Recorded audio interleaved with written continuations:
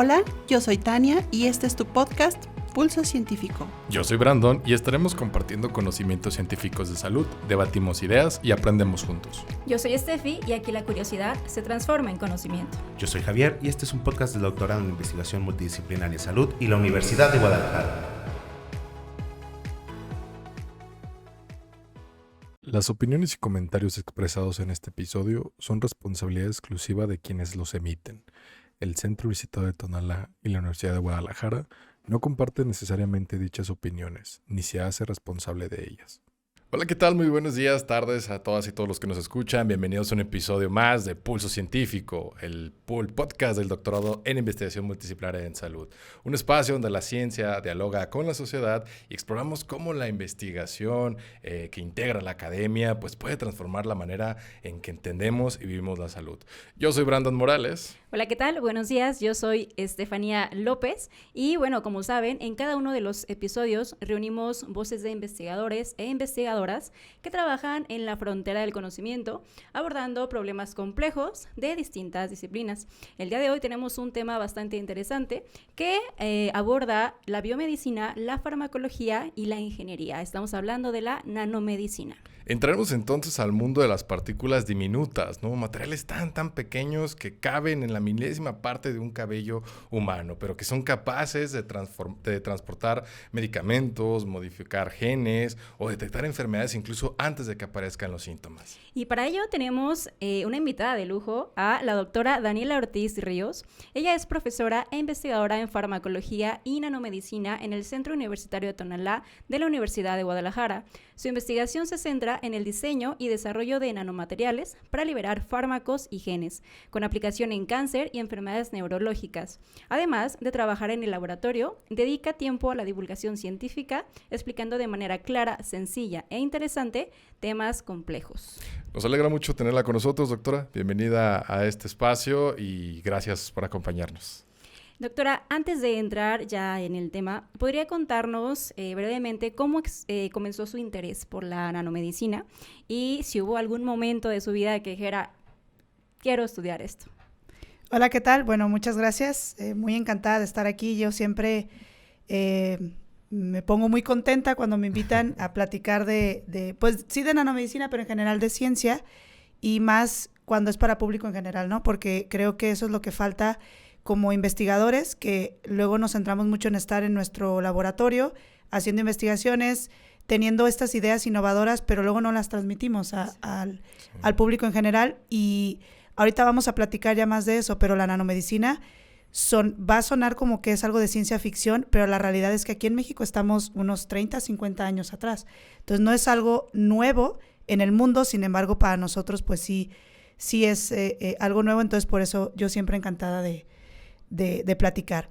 Bueno, para empezar, soy de formación química farmacobióloga, estudié también en la UDG, en CUSEI, y bueno, yo entré a estudiar esa carrera porque mi pregunta fundamental cuando estaba desde muy pequeña es cómo los medicamentos saben que te tienen que quitar o curar alguna enfermedad, ¿no? O sea, cómo sabe el paracetamol, cómo sabe la aspirina, y eso fue lo que, digamos, me guió a empezar a estudiar la carrera de químico a farmacobiólogo. Ya estando ahí, la carrera tiene como varias áreas en las que te puedes especializar. La principal es en el área de sangre o el área de laboratorio de sangre, análisis de sangre, que la verdad a mí nunca me gustó. O sea, a mí siempre mi pasión fue el área de farmacología, y entonces desde que yo estaba estudiando la carrera me interesaban mucho, o sea, ya después que entendí cómo funcionan los medicamentos, me interesó mucho cómo se formulan los medicamentos de manera que puedan ser eficientes en el cuerpo. O sea, tú tienes el paracetamol, sí, pero lo tienes que poner en un jarabe, o lo tienes que poner en una tableta, lo tienes que poner en una solución, y eso se le llama tecnología farmacéutica. Okay. Entonces, no es nada más combinar el paracetamol con agua y ya no. O sea, tiene que tener una formulación, tiene que tener varios componentes para que se pueda administrar vía oral o la puedas inyectar en las venas o en el músculo. Entonces, eso fue lo principal que me fue guiando hasta que terminé estudiando la maestría en diseño y desarrollo de medicamentos, y ahí la verdad es que fue por azares del destino. En el grupo de investigación al que yo quería participar ya estaba lleno, que era para entender cómo funcionaban unos medicamentos que son para la presión. Y entonces, en una plática con un investigador me invitó a conocer el mundo de la nanomedicina. Yo la verdad es que no lo conocía, había escuchado algunas cosas, pero ahí terminé, digamos que hasta la maestría, conociendo lo que era la nanomedicina como tal, y ya pues ahora sí que me desenvuelvo en ese camino. En ese mundo. Qué padre, qué interesante. Y bueno, para comenzar con lo esencial, cuando hablamos de nanomedicina, ¿a qué nos referimos exactamente? Y sobre todo, ¿qué lo hace diferente de la medicina convencional? Bueno, la nanomedicina se enfoca en utilizar materiales que a simple vista no podemos ver y que, vamos por ejemplo, a poner un ejemplo. Yo tengo una taza de café. Y la taza, yo como la veo, pues se va a comportar de una forma, tiene un color, tiene una propiedad que es sólida, etcétera, etcétera. Si yo hiciera un zoom de manera que yo puedo ver de lo que está hecho esa taza, yo podría ver que a lo mejor las moléculas que la forman, aunque la taza es blanca a mi vista, cuando yo la veo de manera en un microscopio especializado, pues a lo mejor va a tener otro color diferente. Y además, en esa escala, puede ser que sus moléculas se estén comportando de manera diferente. Entonces, eso no es nanomedicina, sino que eso es la nanotecnología. O sea, son los materiales que tienen un comportamiento diferente a una escala que nosotros no la podemos ver. Okay. Entonces, a escalas muy pequeñitas, los materiales se comportan de manera diferente. Y esa propiedad permite que nosotros podamos diseñar el material a medida que tenga las propiedades que nosotros queremos que tenga para diferentes aplicaciones. Una de las aplicaciones de la nanotecnología, pues, es la nanomedicina. Es aplicar esos nanomateriales en el área médica. ¿Para qué? Para curar, para tratar, para diagnosticar enfermedades que tenemos presentes. El mejor ejemplo que les puedo dar, a lo mejor me estoy adelantando un poco, pero creo que así lo podemos entender todos. Si, ustedes tienen la vacuna de Moderna, para COVID, de Moderna o de Pfizer. Pfizer. Bueno, entonces ustedes ya tienen nanomedicina en sus cuerpos.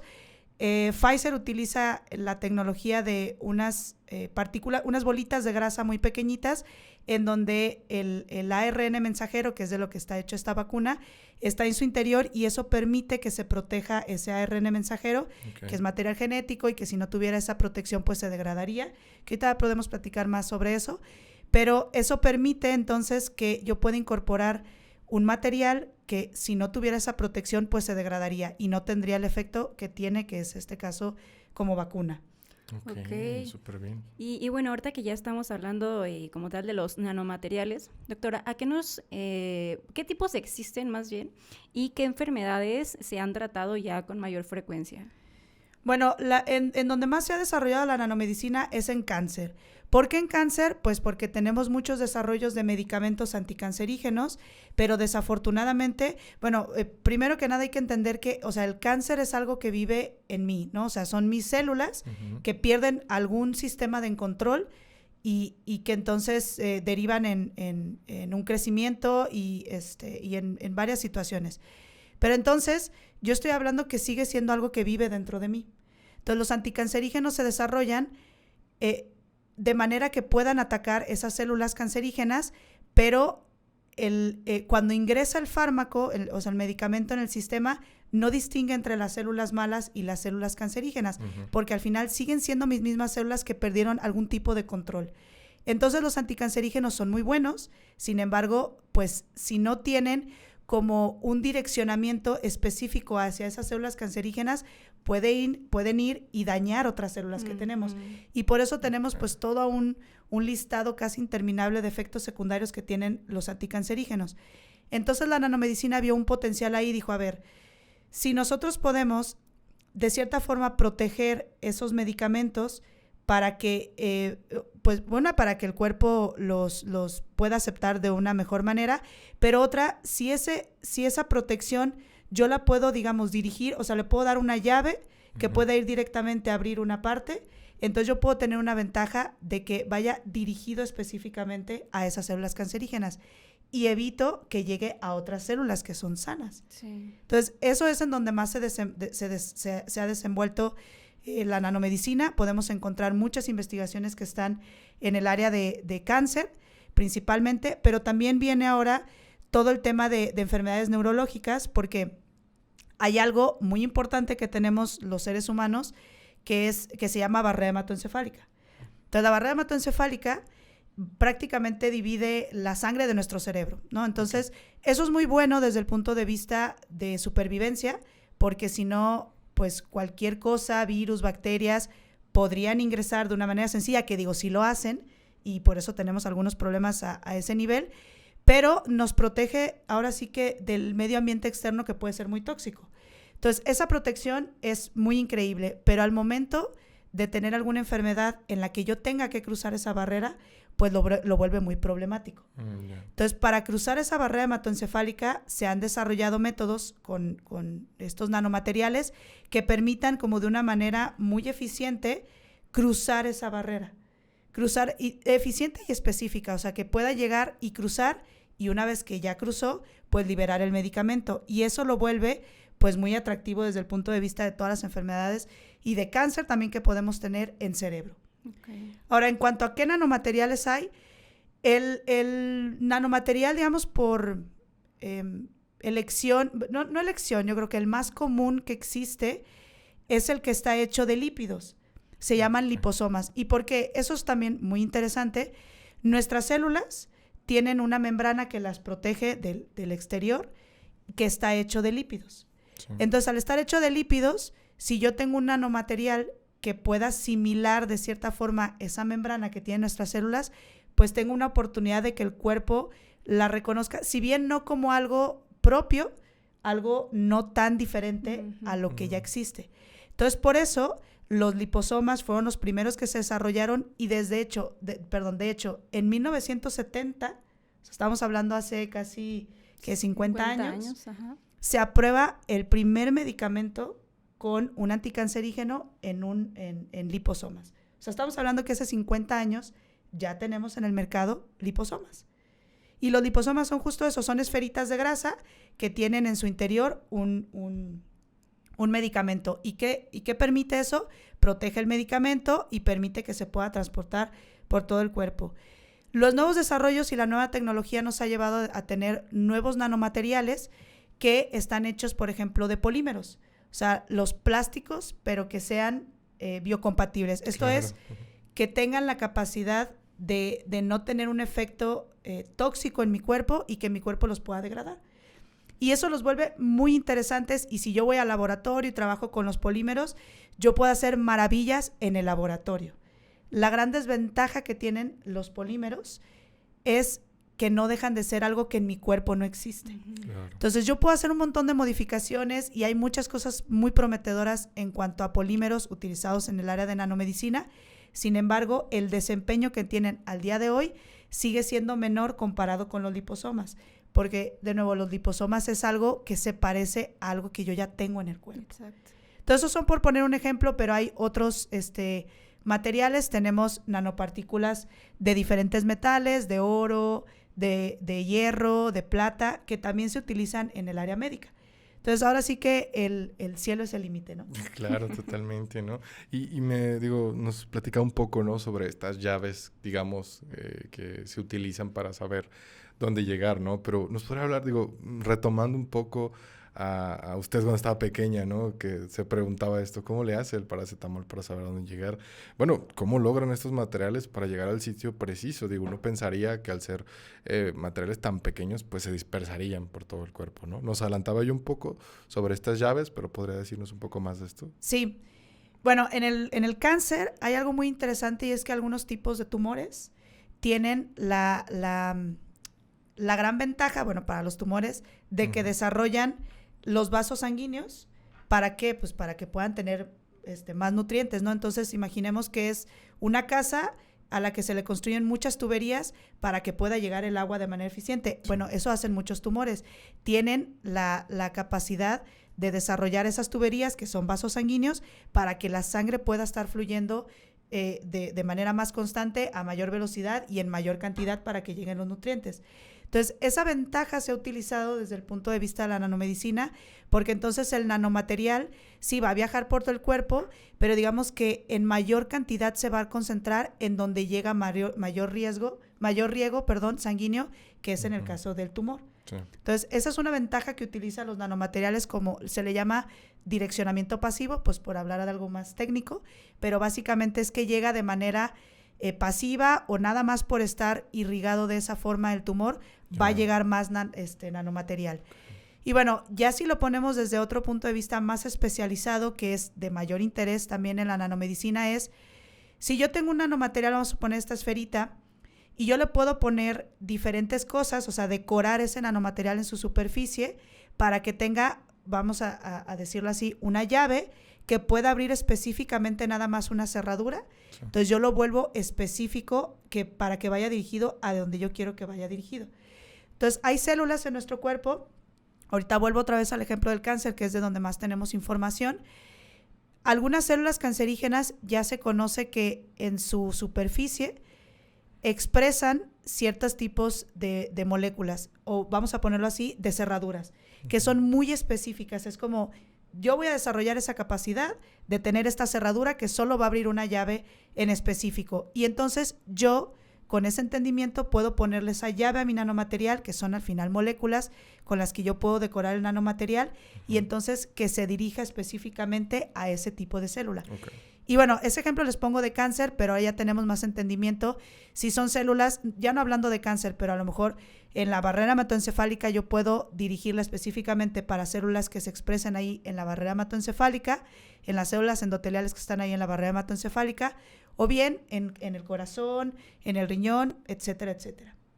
Okay, perfecto. Y bueno, ya ahorita nos hablaba de cáncer y de enfermedades neurológicas, ¿no? Pero ya hablando en un poquito más concreto, ¿cuáles son los casos más prometedores que ya están en uso clínico? Y no sé si nos pudiera dar algún ejemplo para visualizarlo un poquito mejor. Pues yo creo que donde más tienen ahorita, o más bien, yo creo que a raíz de COVID, con las vacunas de COVID, se hizo más evidente que la nanomedicina está presente, pero no nada más eso, sino que es necesaria. ¿Por qué es necesaria? Porque estas vacunas para COVID, particularmente la de Pfizer, la de Moderna, que utilizan la nueva tecnología que es única, que es la más novedosa con ARN mensajero, que bueno, para yo no ponerme muy técnica porque tampoco es mi área de expertise, estamos hablando de material genético, que el material genético es muy susceptible a degradarse. O sea, si yo lo pongo en el cuerpo, nada más así como, digamos, solito, o se le llama desnudo, el cuerpo tiene la capacidad de degradarlo rápidamente. Entonces, eso vuelve muy interesante la nanomedicina, o sea, que entre la nanomedicina, porque entonces necesitamos una manera de proteger ese nanomaterial, principalmente para que no se degrade. O sea, eso es lo principal, para que no se degrade. Ahora, la otra ventaja que me va a dar la nanomedicina es que no nada más lo va a proteger para que no se degrade, sino también que yo le pueda decorar, pueda hacer ingeniería de materiales para poderlo dirigir específicamente a donde yo quiero que vaya dirigido. Entonces, yo creo que en donde más se va a estar desarrollando es en el área de vacunas, pero bueno, ahora también con inteligencia artificial tenemos la ventaja de poder explorar otras áreas como es cardiología, como es el área de oftalmología, el área de neurología. Entonces, la realidad es que si nosotros volteamos a ver las investigaciones, en donde más vamos a encontrar información es en cáncer. Es de donde más tenemos información, históricamente es de donde viene, digamos, su desarrollo, su auge, pero si a mí me preguntan esa opinión personal, yo creo que en donde más lo vamos a ver es en terapia génica. O sea, que tenga que ver con proteger material genético, con esta nueva idea, bueno, ya no tan nueva, de tener medicamento que sea más bien un tratamiento que implique modificar algo a nivel genético. Okay. Que entonces yo tengo que tener algo que proteja el material, pero no nada más eso, sino que lo lleve hasta el interior de una célula. Sí. Y sobre todo, pues, cuando hablamos de invenciones de este tipo tan novedosas, que bien mencionaba, pues, no tan recientes, pero ¿qué desafíos o retos debemos de tener en cuenta cuando hablamos de la nanomedicina, en terapias que utilizan nanomedicina?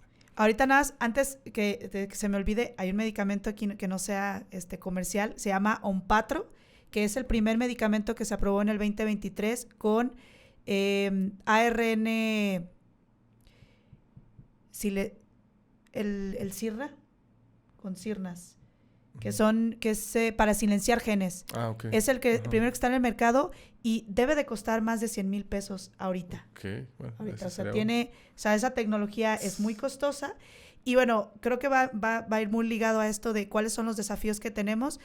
El principal, o no el principal, para iniciar creo que es la difusión de lo que es la nanomedicina. O sea, creo que uno de los retos que tenemos todos los que hacemos nanomedicina es justo darlo a conocer. Y más Ok. en países como México, en donde, como les comentaba, en el mundo ya van 70 años adelante que nosotros, 50 años adelante que nosotros. Entonces aquí necesitamos que desde las autoridades que ejercen el recurso, Ujú. pues se voltee a ver la capacidad y el potencial tan grande que tiene la nanomedicina para curar, para diagnosticar enfermedades. Otro reto principal que se tiene es la cuestión de regulación. Actualmente en México no existe una regulación de nanomedicina. Entonces, ¿qué pasa cuando tú no tienes una regulación? Pues no puedes tampoco hacer investigación que te permita probar a lo mejor medicamentos que son muy críticos porque no existe una regulación, no puedes conseguir el material, no hay inversión en investigación y eso lo vuelve pues algo muy problemático, ¿no? Porque estamos trabajando ahora sí que con lo que tenemos y con lo que podemos. Entonces, eso es otro de los retos que le veo. Otro reto también es cierto, podemos hablar de maravillas de la nanomedicina, pero no hay que dejar a un lado la cuestión de toxicología. Como no se hace tanta investigación como quisiéramos, pues tampoco tienes información suficiente para saber cuál puede ser el potencial daño que puedes tener, quizá de que se acumule, o si esa acumulación realmente va a ser problemática o no. Porque luego se cae en este error de si algo se acumula en automático va a ser dañino. No necesariamente. Para yo saberlo, pues tengo que medirlo, tengo que probarlo, tengo que hacer experimentos. No se hacen otra vez porque no hay regulación, porque no hay inversión. Y entonces todo cae como en un círculo. Entonces, si a mí me preguntan, los retos principales sería divulgación, nanotoxicología y regulación. Ok, muy interesante. Ya ahorita nos hablaba un poquito de la inteligencia artificial, doctora, pero ya más en concreto, ¿qué papel está desempeñando la inteligencia artificial y la bioingeniería en el desarrollo de estas terapias? Bueno, la inteligencia artificial nos viene a abrir todo un panorama muy prometedor, no nada más en nanomedicina, sino en cuestión de desarrollo de medicamentos, porque permite que desde un equipo, o sea, un equipo, un programa de simulación, o sea, digamos, sin tener que meternos a probar en animales y en humanos, yo pueda tener de manera simulada y con un pronóstico un nanomaterial y cómo va a ser su comportamiento. Entonces permite, digamos, que hacer desarrollos, por ponerle palabras así, desarrollos en computadora. O sea, hacer un desarrollo que yo pueda ver de manera predictiva cómo se va a comportar en un sistema, como es un sistema biológico, y que entonces me pueda dar a mí una guía hacia dónde o hacia dónde no debería de irme. Y eso me va a ahorrar pues mucho tiempo y dinero, ¿no? Claro. Porque abre toda esa posibilidad de que yo desde, por ponerle otra vez palabras así, no digo que sea tan cómodo, pero desde la comodidad de mi asiento en un equipo, con un programa yo pueda tener simulación, yo pueda tener información que después yo pueda probar. Entonces me voy a ahorrar. Se dice que ahorita para el desarrollo de medicamentos el ahorro en tiempo es hasta de 10 años el desarrollo de medicamentos. Demasiado. Entonces, en el caso de nanomedicina estamos hablando que yo podría diseñar un nanomaterial con toda la información que me puede dar la inteligencia artificial para tener un sistema que sea más predictivo y que yo me pueda adelantar a futuros errores que yo pueda tener. No digo que ya tenga que ser así, al final, al día de hoy todavía se tiene que seguir probando en un sistema biológico, Claro. pero me da la oportunidad de salvar tiempo y dinero, ¿no? Recurso al final de cuentas. Entonces yo creo que es hacia donde va y en un futuro no muy lejano, porque yo luego les digo también a mis alumnos, a veces nos acostumbramos a pensar en ciencia ficción, pero ahorita ya estamos viviendo la ciencia ficción. Claro. Digo, si hablamos de ChatGPT, creo que ninguno de nosotros que somos ya de generaciones más recientes, nos imaginábamos el potencial que va a tener, o que iba a tener y que viene, ¿no? Entonces, ahorita también hablar de ciencia ficción en nanomedicina, pues ya no lo veo tan como ciencia ficción. Yo creo que en un futuro no muy lejano, quizá vamos a dejar un poco atrás probar medicamentos o sistemas de nanomedicina en sistemas biológicos como animales y humanos, ¿no? Okay. Y hablando pues un poco sobre lo que decía de esta regulación a nivel México, pues ¿qué están haciendo otros países? O sea, ¿cómo es que ellos sí, o qué avances tienen respecto a nosotros, ¿no? Que nos hace estar como estancados de cierta forma. Bueno, en Estados Unidos la FDA sí tiene regulación para nanomedicina, tan es así que pues tenemos lo de las vacunas que tienen material en escala nanométrica, entonces propiamente incorporan nanomedicina y tienen que pasar por una regulación. Faltan todavía como cuestiones específicas en la regulación, incluso a nivel de Estados Unidos y de Europa. En la Europa es la EMEA, que permitan ser más específicos hacia nanomedicina. Al final, al día de hoy, la FDA se sigue enfocando sí en medicamentos o vacunas que tienen nanomedicina, pero la regulación está enfocada al medicamento o a la vacuna.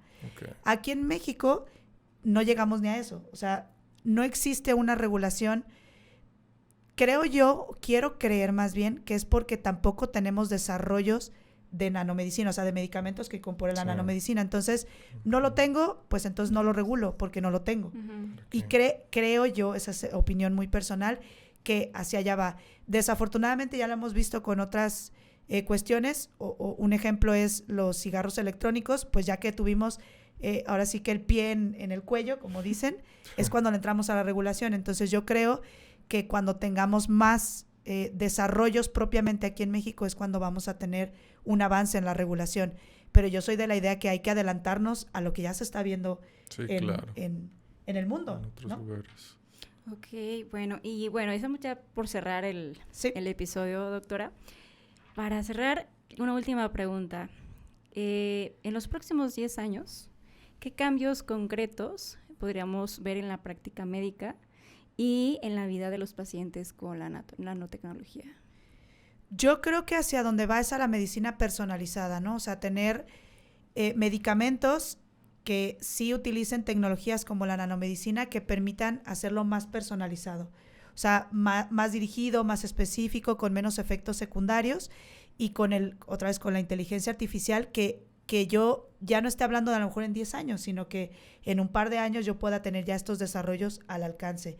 Y por qué no soñar también, porque eso también ya creo que es un sueño, en que este tipo de tecnologías no sean tan costosas. Claro. Sí, porque al final también eso es otro de los retos, ¿no? O sea, cómo bajar los costos en general, no nada más de medicamentos con nanomedicina, sino de medicamentos en general, porque los desarrollos, como llevan mucho tiempo y requieren mucha inversión, pues al final eso impacta en el costo final que va a tener el producto. Entonces, a mí sí me preguntan o sea, ¿cómo lo veo en 10 años? Hacia una medicina personalizada y también con desarrollo de más terapia génica, ¿sí? O sea, con toda esta cuestión de material genético que permita modificar, cambiar a nivel genético algunas cuestiones que tenemos que nos están provocando algunas enfermedades, y creo que de ahí se va a agarrar mucho la nanomedicina. Y a la par también las cuestiones de neurológicas, creo que también van a tener un gran desarrollo en medicamentos que sean más específicos para algún tipo específico ya en el cerebro, porque una vez sí ingresa al cerebro, pero también se tendrá que dirigir a diferentes partes. Y ahí es donde creo que también va a impactar y a desarrollarse más la nanomedicina. Qué interesante. La verdad es que ha sido fascinante escuchar esta charla, doctora. Digo, y como bien decía al inicio, pues pasar de desarrollos en laboratorio, en investigaciones que toman años, a justo esto, ¿no? Digo, uno de los retos, pues la divulgación. Entonces, hacerlo llegar a las personas como algo que ya está y que está próximo a suceder. Ha sido increíble escuchar esto. Y bueno, yo me quedo también con algo que ya no es ciencia ficción, ¿no? Es una realidad, ya está aquí, y que aunque tenemos varios desafíos, retos éticos y de seguridad, pues bueno, es algo que nos abre las puertas a muchos tratamientos, ¿no? Soluciones rápidas, digo, bueno, 10, 20 años, pero algo ya que nos quisiera contar, doctor, algo que quisiera agregar para nuestra audiencia sobre este tema tan interesante. Pues yo creo que nada, cerrar con bueno, agradecer que hacen este tipo de actividades de divulgación, porque creo que esa es una manera de acercar justo la ciencia y lo que se hace, porque luego es muy increíble escuchar la ciencia ficción, pero para mí es más increíble cuando te das cuenta que ya no es ficción, o sea, de verdad ya no es ficción. Totalmente. Entonces, ¿qué necesitamos? Pues que se haga divulgación, que se conozca y también, yo digo hasta que se le pierda como el miedo a creer que algo tan científico, tan técnico, pues va a ser necesariamente difícil o tedioso o aburrido. Yo creo que la ciencia puede ser muy interesante, muy divertida, si la ponemos desde otra perspectiva, ¿no? O sea, realmente qué hace, qué falta, qué se necesita y ahora sí que enfocarnos también en las generaciones que vienen, ¿no? O sea, ponerles esta información y que nos ayuden a construir lo que tanto falta. Exacto, y con las facilidades que ahora se nos brindan, ¿no? La inteligencia artificial, o sea, todas esas herramientas creo que pues ayudan bastante. Sí, yo algo también que luego lo platico mucho con mis alumnos, que parece que estamos en un tiempo en el que nos han apagado el cerebro. Sí. Y que entonces la creatividad se queda a un lado y es como, pues ya está todo. No, o sea, realmente hay muchas cosas todavía que tenemos que hacer, porque yo les pregunto, cuando les platico lo de la nanomedicina, les platico, ¿cuántos medicamentos ustedes han visto? ¿Cuántos tienen en su casa que tengan nanomedicina? Pues ninguno. ¿Por qué? ¿Por qué no lo tenemos? Entonces, ¿qué falta? ¿Qué podría hacer yo para tener este tipo de tecnología ahora sí que al alcance de mí, ¿no? De mí y de la población en general. Entonces creo que hay muchas cosas que se requieren hacer aún, mucha investigación, pero eso viene de la mano con la creatividad y la imaginación. Que luego pareciera que ya dejas de ser niño y entonces ya no puedes imaginar, ya no puedes crear. Me quedo una anécdota que les platico. Cuando estaba yo estudiando la maestría, nos dejaron un trabajo que implicaba que diseñáramos bacterias para que las bacterias pudieran detectar una enfermedad y una vez que detectaran la enfermedad, que pudieran liberar el contenido, o sea, para un tratamiento. Y esa aplicación se llama teranóstica. Es algo que está tomando ahorita un gran avance, o sea, empieza a sonar más la parte de teranóstica, y eso lo hice en la maestría en el 2017, y cuando regreso aquí a México y todo empezamos a dar empecé a dar clases, y en una de mis clases, me acuerdo que estaba buscando algunos artículos para mis alumnos y me encontré con el artículo, estamos hablando ya 3 años después, donde justo era ingeniería de salmonela, una bacteria que justo permitía detectar, creo que era un tipo de cáncer y liberar en su contenido, liberar liberar el contenido que era un anticancerígeno. Claro, no un medicamento ya aprobado, no un tratamiento ya aprobado en el mercado, pero sí un artículo en el que se había hecho la investigación y se estaba desarrollando. Entonces, en 3 años, lo que nosotros lo planteamos así como ciencia ficción y nos estábamos muy contentos pensando lo que podría ser un futuro, ya estaba ahí presente. Wow. Entonces, la ciencia, la tecnología está avanzando a un ritmo que a veces no lo podemos alcanzar, pero entonces hay que meternos en el flujo. Claro, totalmente. Muchas gracias, doctora, por estar con nosotros. Ha sido bastante fructífera esta charla y nos despedimos no sin antes decirle que tiene la puerta abierta, a este espacio, ¿no? Para futuras ocasiones que guste compartir con nosotros más información como esta. Sin más, muchas gracias a todas y todos ustedes los que nos escucharon. Yo soy Brandon Morales. Yo soy Steffi y nos vemos en el próximo episodio donde seguimos explorando el fascinante mundo de la ciencia. Esto fue Pulso Científico. Hasta la próxima. Muchas gracias a todas y todos por escucharnos. Si te gustó, compártelo. Te esperamos en el próximo episodio. Esto fue Pulso Científico.